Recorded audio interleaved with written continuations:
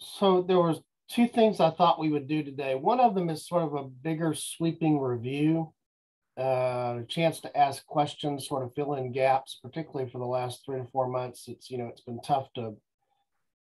it's either tough to move chronologically or thematically because there's a lot going on after we get past the simpler breaks. But also there is sort of one last video, I think, from the Ryan Reeves videos. That's a valuable one to watch. And that's about the impact of World War I on the church, because that does shape the 20th century church and some of what's going on in society. But as a starting point, I thought I would pull up, let me share it. Screen two, share. So this is probably as good of, big slide as any for where we've been here for most of the study. This doesn't go back to the earlier parts of the study where we were looking at some of the councils and the other things over time, but that's fair game to go back to too. So I'm just going to throw it out there. Big questions, little questions, any questions, just, things that even looking at this chart sort of brings to mind that maybe we need to get clarification on or be able to better understand.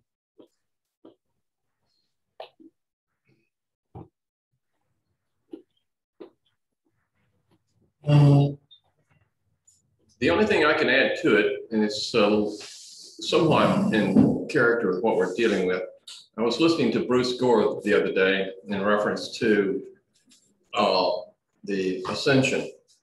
And he pointed out, he said that Christ indicated that all authority was given unto him. And he said, so often I'm asked, is the United States a Christian nation? And he said, with the understanding that Christ has all authority placed under him, he said, the United States is a Christian nation, Afghanistan is a Christian nation, Russia is a Christian nation, and went on and on and on. So I thought that was an interesting line of thinking. Yeah, when that question is traditionally asked of the United States, it ties back to that. Are we, that's not a religious question. That is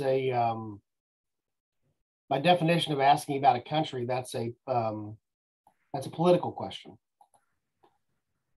And we know, if we look back in history here, that a large, that's actually one of the major things that's going on in so many of these splits, right? Is what is going to be the relationship between the church and the state, as we would call it. But that even goes back to, if we think back to the early part of our study where we're looking at, Constantine's conversion and Christianity becoming not an outlaw religion, but an accepted, and then you would argue later, the state religion of the Roman Empire. So this is not a new thing when we bring it up as a question now. And I think that is an important point, is that, when Christ said what he said, he had authority not over just the political institutions, but over the entire world.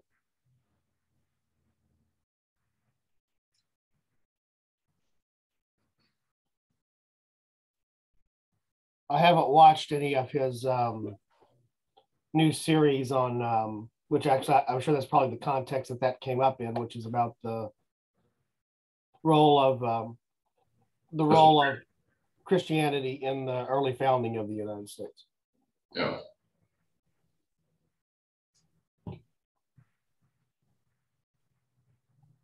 But a good point. Other good questions?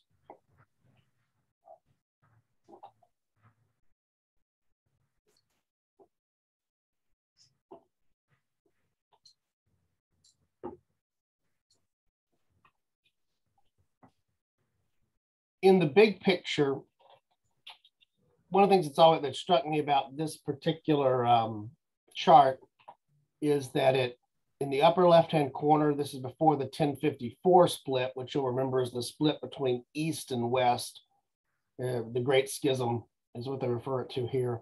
But notice the label that they put before that, which is the undivided church.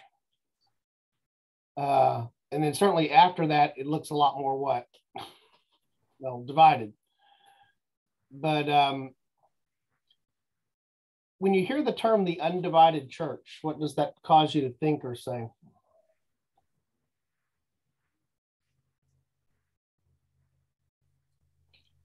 Before all the denominations.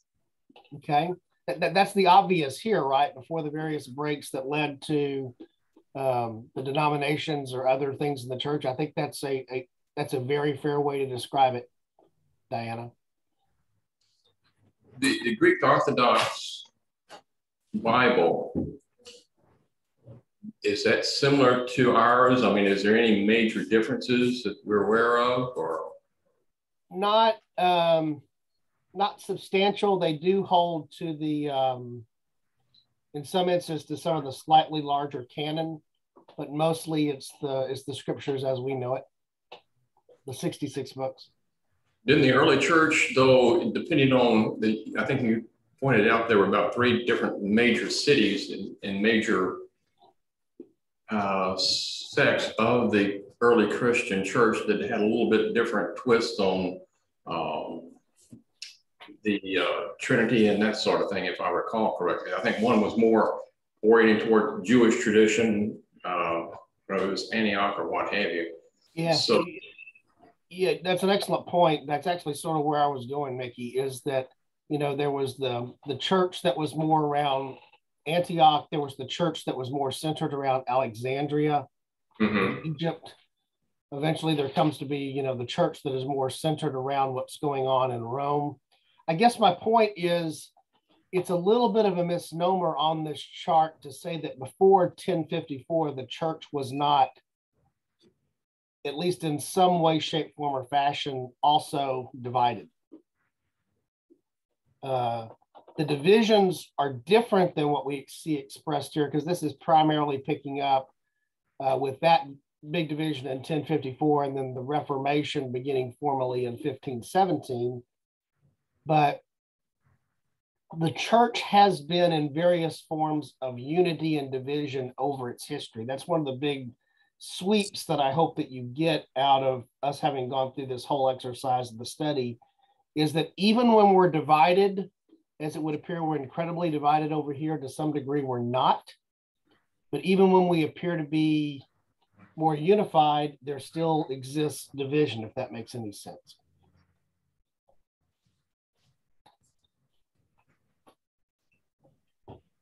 Oh, Don, the Orthodox Church didn't have any divisions?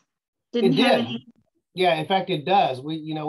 That's the neglected wing of this whole thing that, I think I'm probably going to come back and do like one class on it, but there's even the various flavors of the Orthodox Church. I think we typically think of the Greek Orthodox Church because that was the first break off between the schism between East and West, when we're talking about Rome versus, I guess at that time it's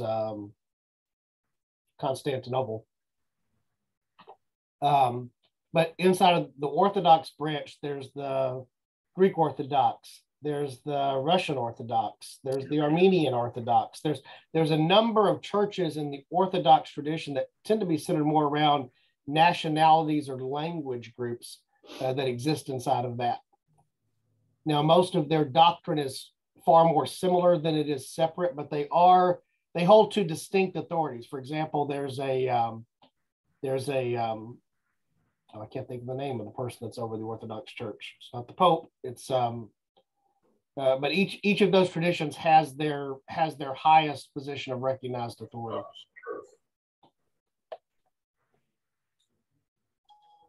Yeah, I would like to encourage you to do that if you would, please. Yeah.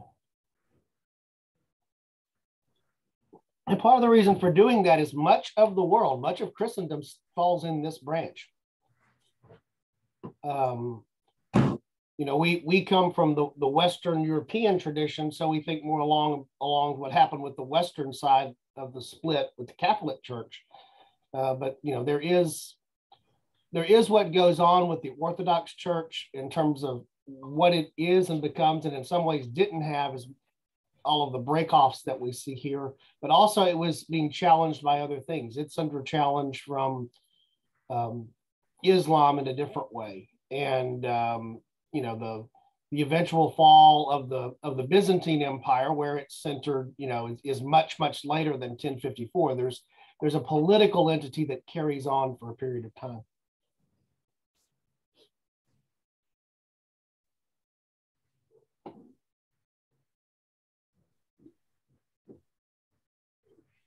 Any other questions or comments?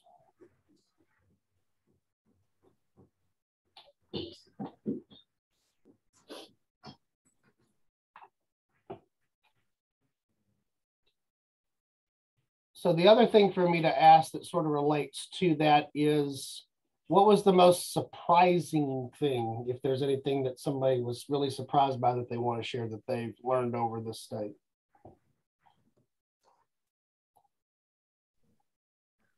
Well, I thought Methodist and Baptist were closer related in their history than they are. I always thought, I knew there were some differences, but I thought there were more similarities. And so I was surprised to see that they come off of totally different branches. And I think that has a lot to do with more of our American experience of that than anything, because of what happened, if you remember, as part of and after the Second Great Awakening. We talked a little bit about how as the nation is expanding west, it was primarily Baptist and Methodist theology and churches that were a big part of that expansion. So they were closely aligned inside of that. And then I think that's also more of an expression of being in the South.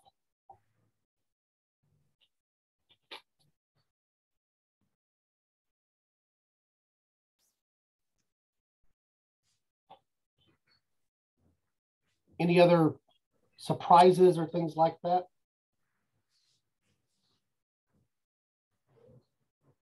Well, it seems to me that the Methodists in their beginnings were more charismatic, just like the Baptists. And over time period, I think of the Methodists as sort of being the rich Baptists. I don't know how much credence that is true, but that's my thinking.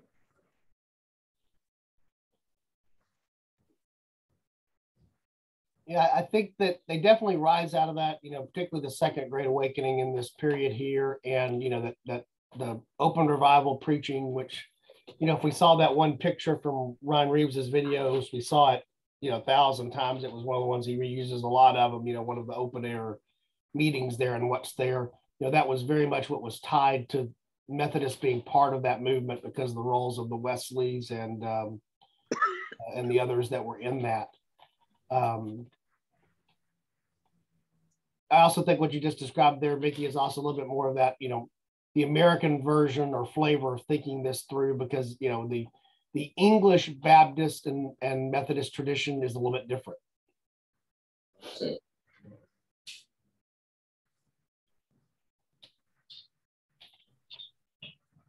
One of the things that I've often wondered about was that the Chinese seem to be going for Christianity in major ways, and yet you have the Japanese who are not, and they've resisted the Christian concepts almost in the very beginning. And I have to think it's a cultural problem. Just like Pentecostalism, I think it's sweeping Africa, and I think it's more of a cultural ramification. That's my thinking. Whether that's true or not, that's my thinking. I think there's a lot of validity to that. I think also the difference is there's the Japanese and Chinese cultures, while they're both Asian cultures, are quite different, and each of them went through periods of tremendous isolation from the rest of the world, intentional isolation, but they went through it at different times. And so one of the things that, and then you do have the experience of the Second World War and what that does to Japanese culture as well, and even to Western interaction with Japanese culture. But during much of the time of much of the missionary movements that were going on, particularly going back to the late 18th, early 19th century, those were the periods of time when Japan was intentionally the most isolationist, self-imposed isolation. So it wasn't open economically. It wasn't really open for the acceptance of Western missionaries, be they Catholic. There's some Catholic presence that finds its way into Japan, whether it be Catholic or Protestant, it sort of doesn't matter.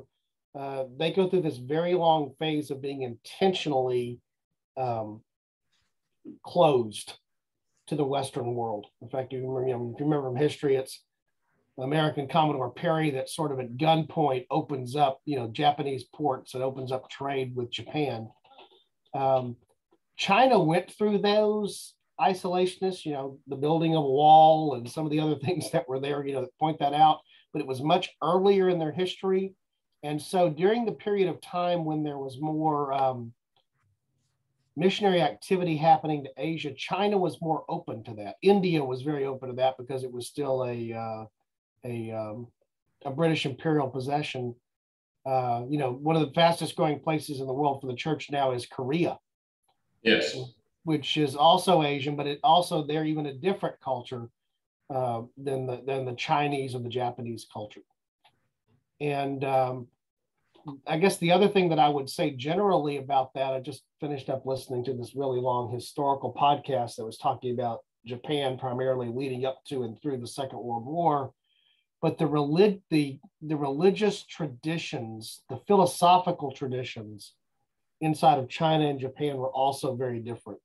The Chinese had a more open philosophical tradition in the sense of it looked a little bit more like a Greek philosophical tradition, whereas the Japanese tradition, which very much is featured on ancestor worship as Shintoism as a religious system, was far more closed and far more. I think the fairest way to describe it is far different from Christianity. Not that Confucianism and Buddhist concepts and other things like that are Christian, but I think they're closer to philosophically some of the ideas that are contained inside of Christianity than, for example, Shintoism is, if that makes any sense. Good point. Good point. In fact, that particular, both of those cultures at various points considered their emperor to be a type of God. The Japanese still had that concept all the way through down until their defeat in World War II. And that was actually one of the trickiest things about the end of World War II, was how to require unconditional surrender from the Japanese, which had been Roosevelt's stated objective, which then Truman inherited. But how do you do that in such a way that, what do you do with the emperor? Because this is not just a political figure, this is also a religious figure. Oh, MacArthur handled it very well. Well, we handled it differently there than we did in other parts of the world. I think we did handle it well, or else we would have had more problems. Right. Without drifting off into talking too much military history and that political history. It is a very good thing that the United States did not have to physically invade the Japanese home islands. That's true. The most conservative estimates you hear there of casualties normally start at the 1 million mark. And that's not even, it probably goes much higher than that. It had been devastating for both sides.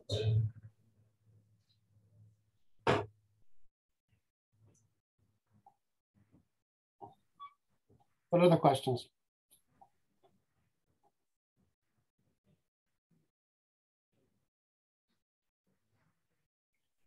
Well, that's actually probably a pretty good segue then to the video that I was talking about, which is from, again, the Ryan Reeves thing. In this case, talking about the impact of World War I on the church. So I'm going to get that queued up and ready to roll here.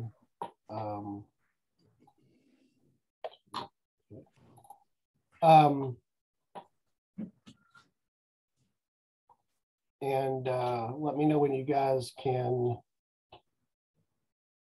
Let me get back into screen share mode.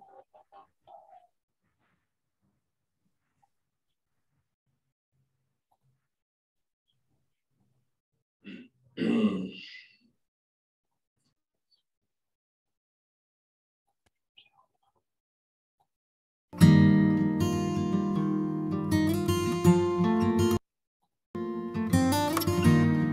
guys hear that?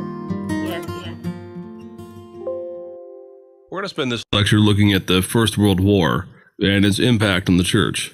And one of the reasons for this lecture is that so very often the context of the 20th century, with so many of the wars and the fights and all of the nationalism that came with it, feels so very normal in the context of the modern world.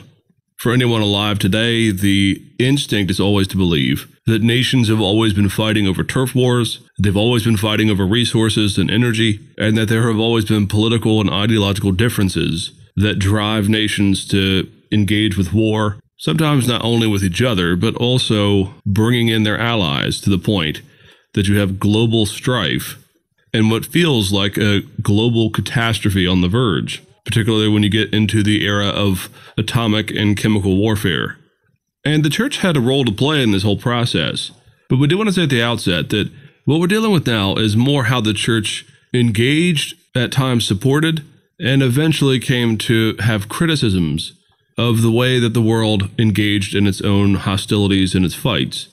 In other words, while in times in the past, whenever we're looking at very sensitive problems, things like the Crusades, or some of the wars in the Middle Ages, or even in the modern world, at times we're having to deal with the fact that the church was either instrumental in causing the fight, or at times was very much on the front lines defending one side or the other as it went to war.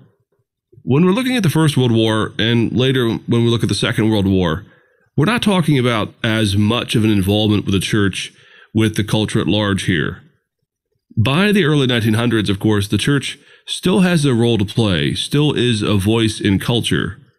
But it would be wrong in the extreme to suggest that the church either propelled the First World War or that it had some central role to play as each side came into conflict with each other. No, often what we're dealing with here in the First and Second World War is a church on either side, whether Catholic or Protestant, that is attempting to stress, some good, some bad, either the need for the cessation of hostilities, though in most cases, the church played a role in supporting the cultural energy, you might say, needed to propel people to enlist and to go off to war. So while we're going to be looking at some sensitive problems, some of the issues where the church gets a bit too in bed with the political regimes yet again, what we're talking about here is, again, not so much an issue of the church instigating problems, but rather the church coming to a conclusion eventually that it's going to have some serious conversations internally about how it supports or rejects some of the cultural issues of their day. So as we come into the 20th century, we can go ahead and give the context here. What we're looking at is an ongoing evolution of fights that began 4 centuries before the actual outbreak of the First World War. The war, of course, begins officially on the 28th of July, 1914. And the cause of the First World War was the assassination of the Archduke Franz Ferdinand of Austria, the heir to the Austrian-Hungarian line. The war then ends on the 11th of November, 1918. And this was a very serious war. When the guns finally went silent, and when the peace treaties were finally signed, some 9 million to 10 million soldiers and service people had lost their lives. Also, somewhere in the neighborhood of 7 million citizens throughout Europe had lost their lives. We are, in other words, talking about one of the more serious loss of life in the entirety of Western or even world history itself. And there are a number of factors that caused this serious number of fatalities in the First World War. The first, of course, is the fact that we have all of the major players of Europe and around the world contributing, some to a greater, some to lesser extents, troops to fight in the great trench wars there in Europe. And we'll get into some of the complexities of the war here in a minute. But what's going on is millions and millions of people are coming together from around the world to fight these fights. Other nations are drawn in, sometimes more or less against their will, but you have this clashing of enormous manpower. In fact, the First World War is one of the last wars that still feels at times very much like an older, maybe 18th or 17th century fight. You still have, for example, men charging in on horseback into the battlefield. What's changing, though, here in the early 1900s is as a result of the technological revolution, there are a number of advances in chemical and biological warfare that allow for, in particular, gassing of troops there on the front lines. This is one of the main reasons why the Germans were often propagandized as being so awful and heinous and the epitome of the Antichrist, because they were amongst the first to wait for the wind to be blowing downwind onto their enemies, and then they would release a number of chemical or nerve gas agents that would then disperse themselves amongst all these troops in the trenches, and you had enormous loss of life as a result. Now, all sides eventually engage in this type of warfare, but the enormity of this problem, the so-called problem of weapons of mass destruction that we hear so much about in the modern world, was really only beginning to rear its head here in the First World War. And so you have this amazing juxtaposition of, on the one hand, the older style of warfare, which involved a lot of charges, almost literally men throwing themselves against walls of other men, as well as a real serious leap forward in terms of the technology of mass destruction to the use of all types of different chemicals, as well as advances in terms of bullets, machine gunnery, shells and mortars, these types of things. And so the First World War is one of the more important and disastrous wars to come upon Europe and the world itself. The great problem with the First World War, though, is that for everyone that was participating, or at least nearly everyone participating, they saw this as the utopian, as Woodrow Wilson called it, war to end all wars. They honestly believed that this war and the complexity of it, the extent to which all the nations were coming together to fight, that if they won, that if the Allied powers won, that in the end, this would bring an end to war itself. In part, that explains the complexity of the First World War in its relationship to the Church. As the different powers arose, the Church often found itself pitching the case, pitching the fight, as a black and white either-or, between either the good side or the bad side. Now, this is true of all wars, of course, at least until probably the Vietnam War, where you begin to see people on both sides saying that either side has problems and or evil, and that the war should just simply stop on its own. And ever since then, of course, at least in the Western culture, anytime there is a war, anytime there's a fight, it doesn't matter what the cause or what the issue, there's always going to be people who decry and condemn it as simply totalitarian. Well, in the First World War, you might say the West and the world itself had not learned the lesson of using totalitarian propaganda, black and white propaganda, either or propaganda, when it came to the annihilation of one's enemies. So as the war gets going in 1914, what you see arise are a number of challenges to the way that the Church would engage with the First World War. You might say that the First World War is the real growing up of the Church in the 20th century. For so very long, the Church had always been involved to a greater or lesser extent with the culture around it. There were preachers in the American Revolution, preachers in wars here and there all throughout the centuries, and there had been preachers in the Civil War as well, who had instilled on one side or the other a certain perspective on the gospel and how it ought to be applied to the challenge around it. You might say that the problem wasn't so much as to what the gospel is. They all, by and large, throughout American history, believed that the Church was founded on the sacrifice of Christ on the cross for our sins. The challenge isn't so much whether or not Christ is our Savior, but very often in the Church, particularly in the context of the West, in the last, say, century and a half, the question is, what does the gospel do to make a difference to our engagement with the world around us? Does it cause us to get more involved, or does it cause us to get less involved with whatever politics or issue that is going on right now? You might say that even in the 21st century, the Church has not quite come to grips as to what the answer is as to our engagement with the challenges of the world. And the advent of social media has only made us more aware of the complexity and the variety of different opinions within the Church as to how to engage, positively or negatively, with the world around us. Well, again, you might say that a lot of the complexity here is brought about by the First World War. You see, because in the First World War, there was so much religious fervor on one side or the other, so much propaganda, And so much of the belief that God was on our side, or if you were in the German, Austria-Hungary side, you of course believed that God was on your side. And so the propaganda that was employed and the myth-making that was employed, stories of special divine providence to save one set of soldiers or another, became sort of the hallmark of the First World War. Now, this is important to note because so very often in the modern world right now, it is said that the First World War was the time when everyone lost their faith, that the war itself somehow ruined the faith of Europe and of America. Well, that is certainly true on some level. There was a crisis of faith as a result of the First World War.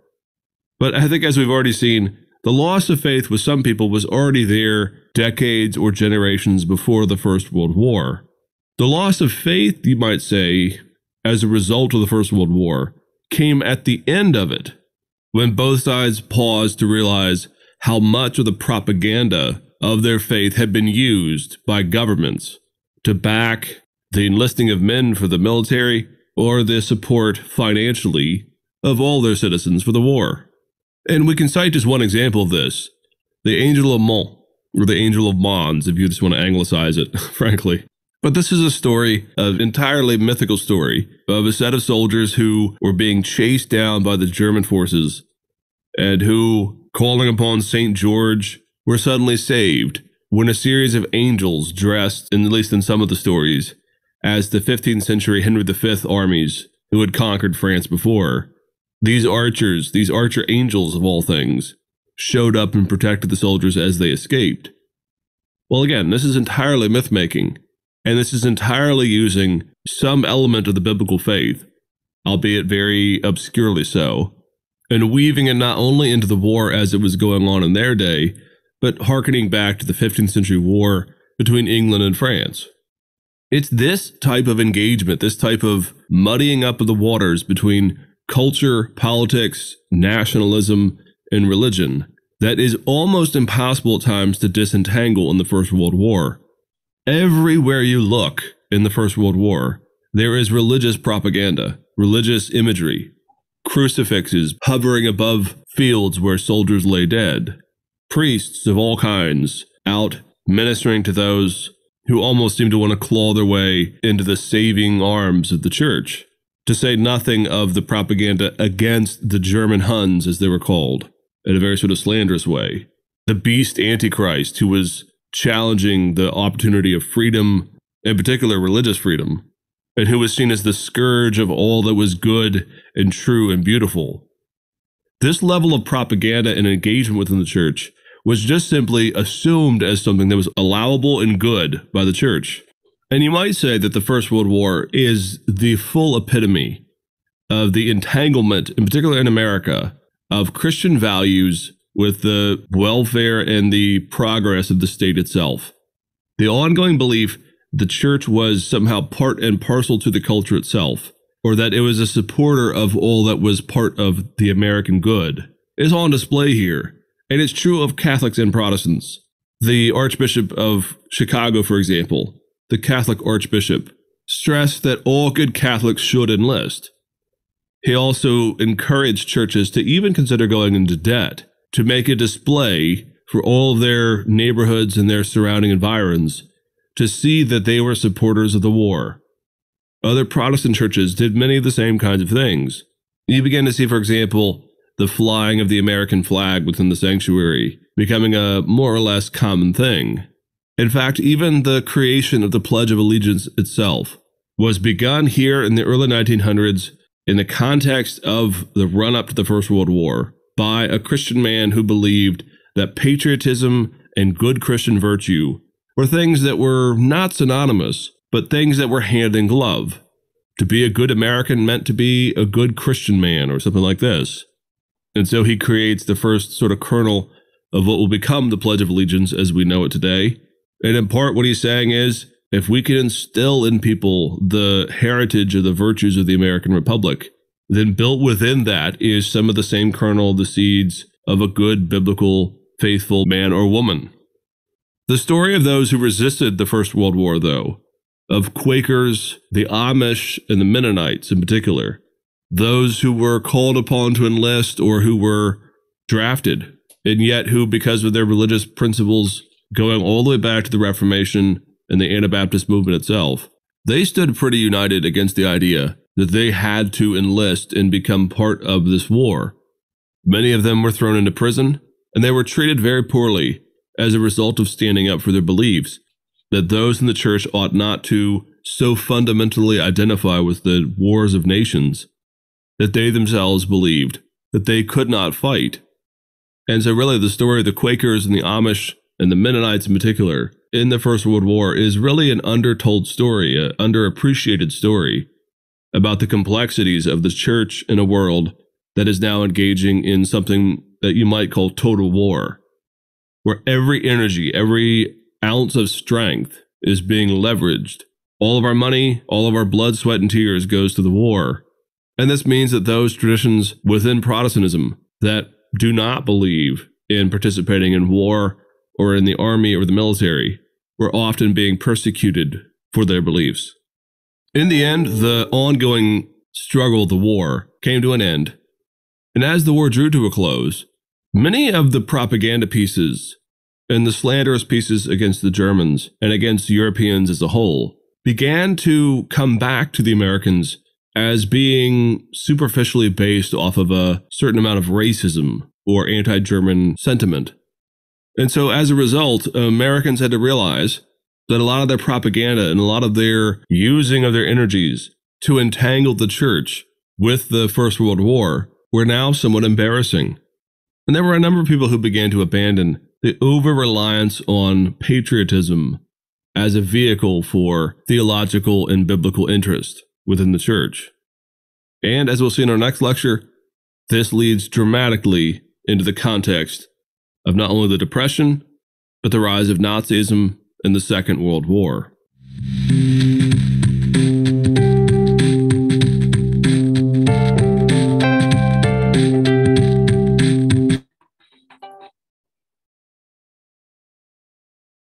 Any questions about that?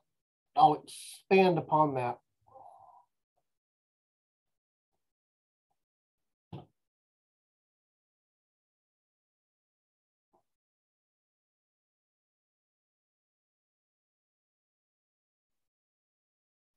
How much do you think modern Americans know about World War I generally? Very little. Especially as compared to World War II, I think that's probably true.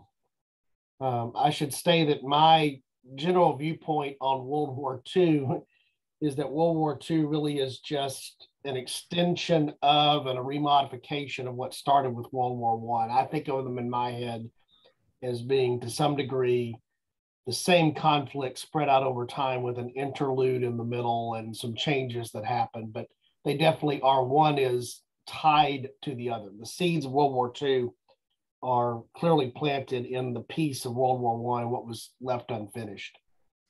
But, you know, one of the things there, the numbers that you hear associated with the casualties in World War I were not unprecedented to some degree in military history, but at the same time they are.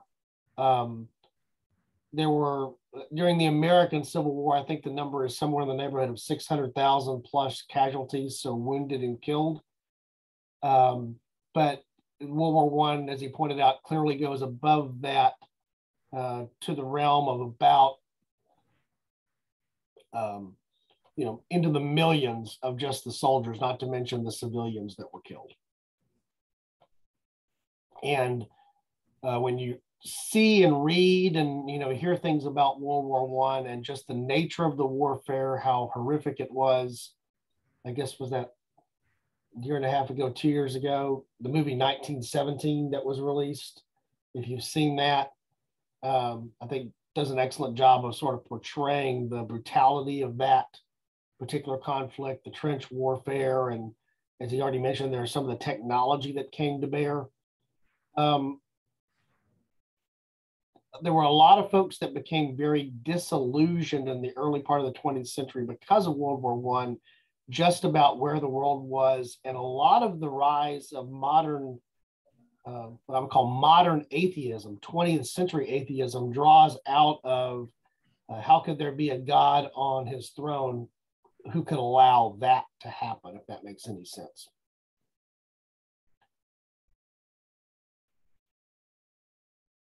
Any questions about what Reeves sort of covered there in the video before I would go on? My big question to the atheists is, how would they prevent it?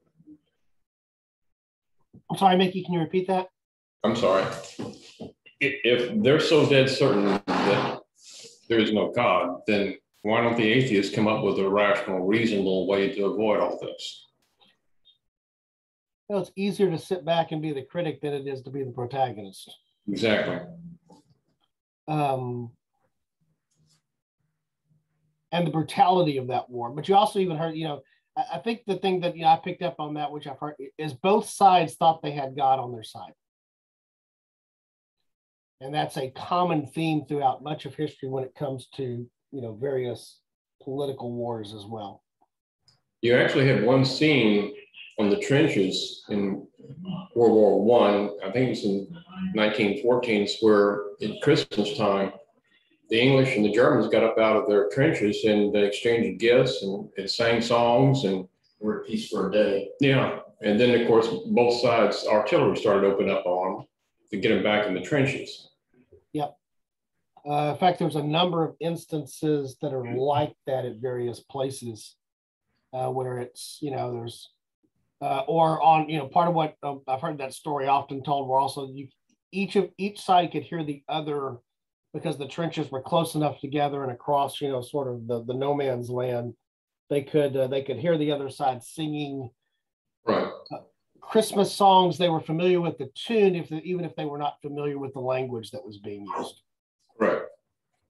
So, Silent Night, for example, the British and later American soldiers, in instances like that, hearing the tune, but hearing it being sung in German, for example.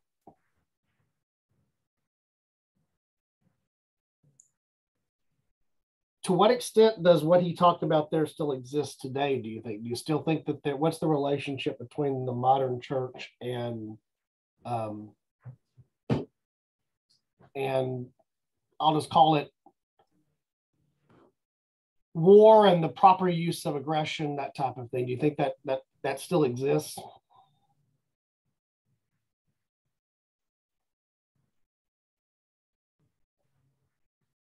Well, we know at one time during the Cold War that the concept was we had to stop the communists, and the communists atheists and were Christians, and so it didn't make sense to let them win.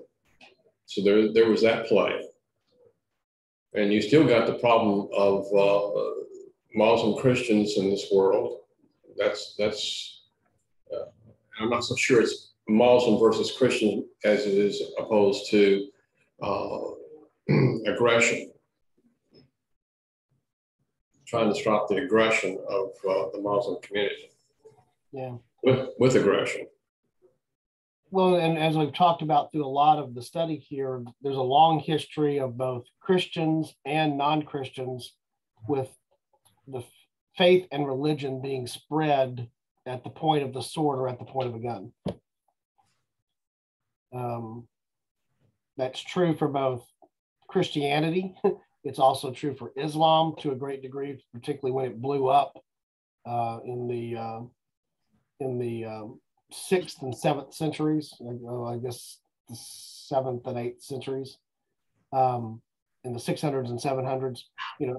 Those were a combination of religion and military might going together, and so that's not new to history. Certainly wasn't new to Europe in its exploration phase around the world as well. And the only thing, I'm sorry, I apologize. No, go ahead. The only thing that I think has changed to some degree is when Saudi Arabia began to think in terms of maybe the Jewish community can help us become a more modern state. And they overstepped the mullahs and told them that we're going to be working with the Israeli community, especially the scientific community. Yeah, and even inside of modern Arab-Israeli relations. So we're talking from 1948 on, from the birth of modern Israel. The birth of modern Israel is formed in warfare. Yes. Basically, before they're even a nation, they're under attack, and the argument would be made, and I think I would even make the argument to agree, through God's providence, this infant nation called Israel is actually not wiped off the map militarily in 48, and then subsequent things that happened in 67 and 73, and then the conflicts that extend into the 80s. But the three big Arab-Israeli conflicts, I'm talking about 48, 67, and 73, are, they have, when you hear those stories told today, they are tinged with God's providence being connected into what happened militarily. Oh, absolutely. And so, that concept's not limited to, the 30 years, the religious wars of the 17th century. It's not limited to, World War I. It's not limited to World War II. It continues down even to the modern day.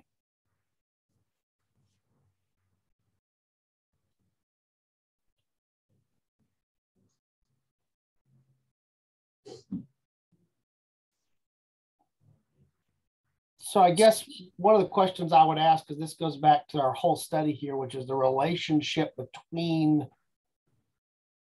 using the American context, church and state. Where do we think that sits here in the early part of the 21st century? We're now a fifth of the way through the next century. I heard somebody use the term turn of the century the other day, and they specifically said the turn of the century, meaning the turning to the 21st century, because we used to use the term turn of the century to describe 1900. But now when we use turn of the century, it's just as viable to mean that we're talking about 2000. So how are things different or the same? We are basically a century removed from the end of World War I. End of World War I was in, armistice was in 1918. The treaty was signed in 1920, the Treaty of Versailles. So we're basically a century removed from that. What do you think's the same and what do you think's different?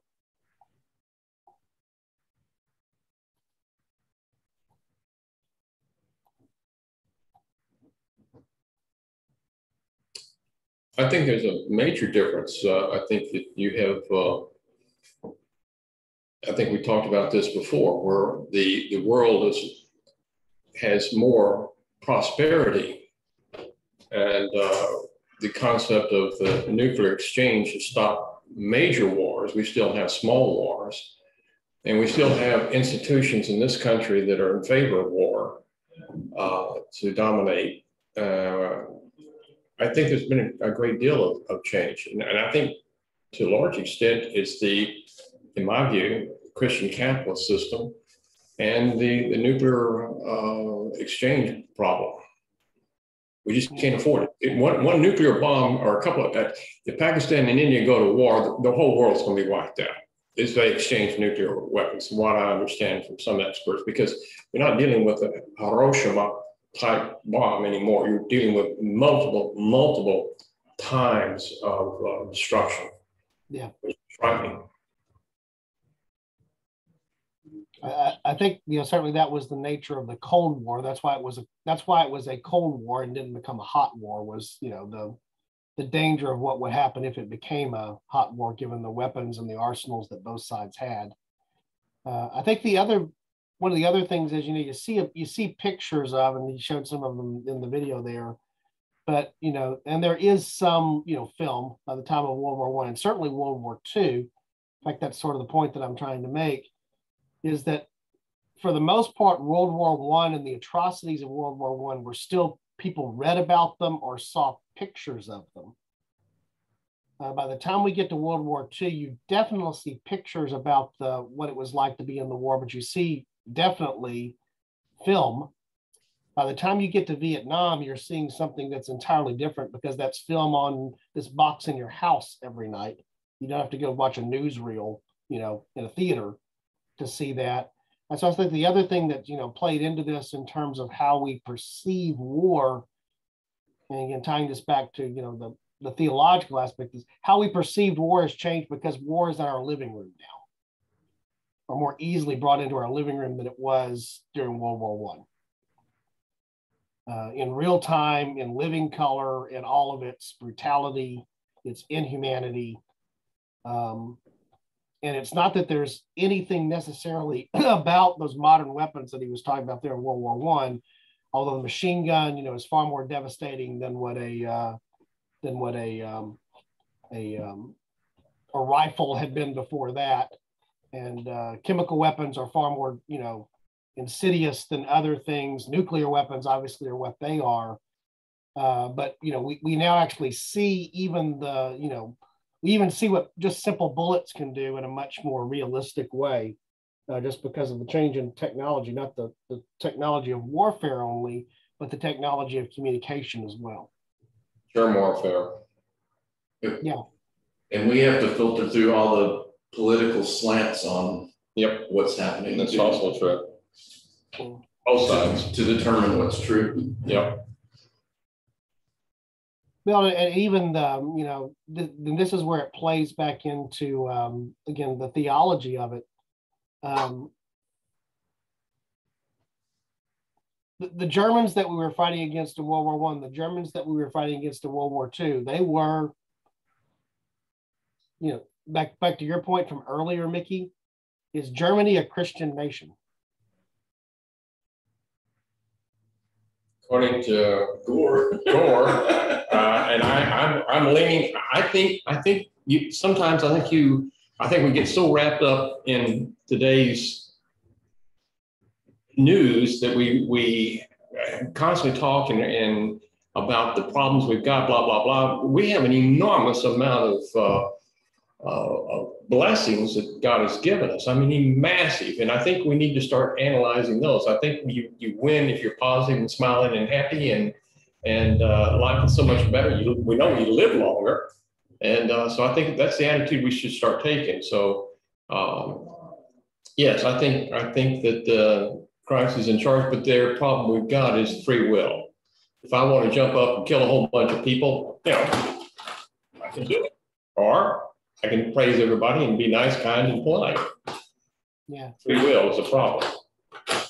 Well, and that's the point that I was also going to make there that goes with that is that same technology that enables us to know more firsthand what's going on in something as devastating as conflict is the same technology that actually makes it easier to proclaim and preach the gospel.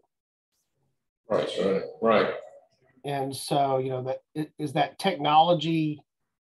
That technology is a force for good. It's a force for, you know, making us aware of evil, all the types of things that are there.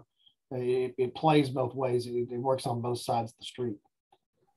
And, you know, that the other thing I would just point out, we've talked about this in terms of some of the, you know, what began in the late 19th century with the rise of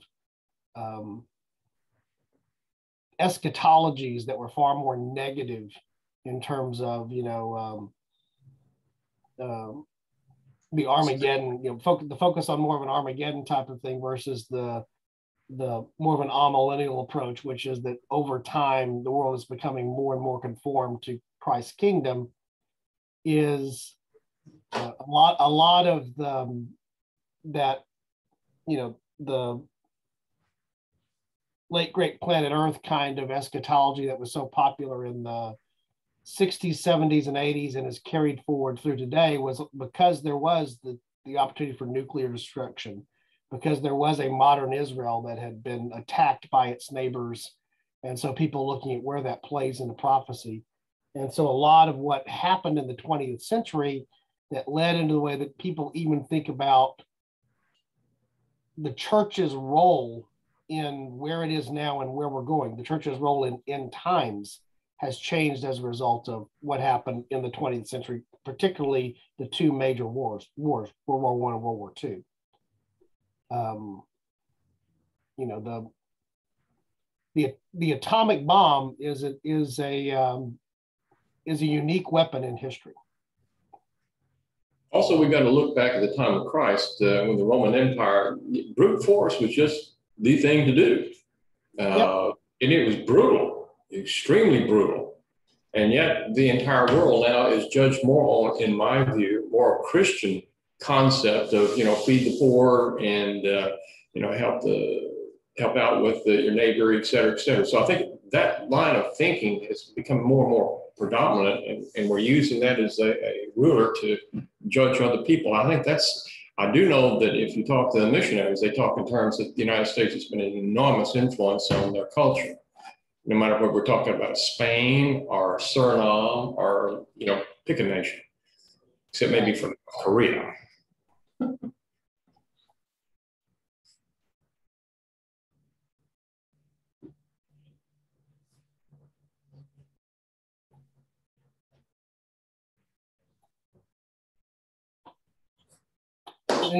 Any other thoughts about that sort of big picture thing?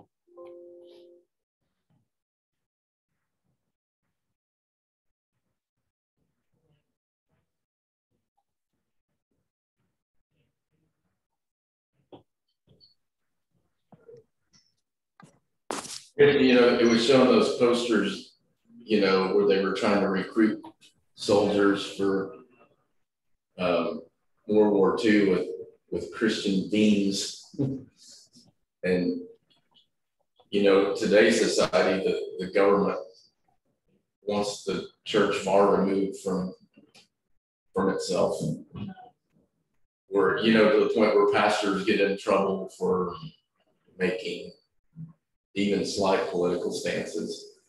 But this also happened in World War I. You got to understand that you were either a patriot or you were anti United States and the Constitution. They had people arrested left and right, and you had that plague that came through in 1918, and they actually shot people. The police shot people that weren't cooperating with you know, doing the taking care of the plague that was going around. That plague went around what, twice? And killed millions of people, and they were very sensitive at that point in time. So there are correlations between, in my view, of what happened in 1918 in the Spanish flu and what we're going through right now. If you look at that history. Yeah, in fact, there's even an argument that can be made. I read or saw something here a couple of weeks back about the role that the 1918 Spanish flu pandemic played on actually helping to bring an end to the war, in the sense of, you know, there was this other thing that was going on that was parallel, that was, you know, that was just as devastating and producing as much or more of a loss of life. And you know, I thought that video was valuable to watch because we don't often think about the church's role relative to war. But there is a history there that goes way back. In fact, if you think about a number of even our hymns have a militaristic, you know, air about them, about our Christianity, right? Yeah. Onward Christian soldiers. Onward Christian soldiers. We're marching to Zion. You know, there's this element of military motif that exists to some degree in some of the way we express our theology. I'm looking forward to the next presentation by this organization about the Nazis and how.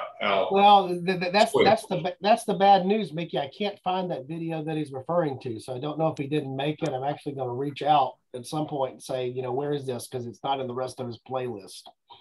I hope you can find it. Yeah, because yeah, it is interesting because even the Nazi regime built itself to some degree, I think obviously improperly so, on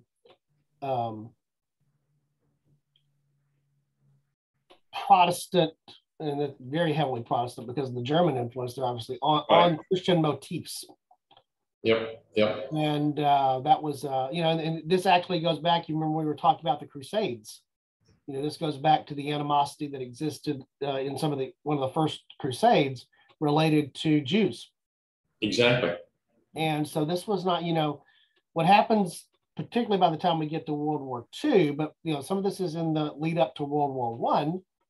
Because again, I think they're very connected as conflict. A lot of that comes from a religious heritage aspect as well.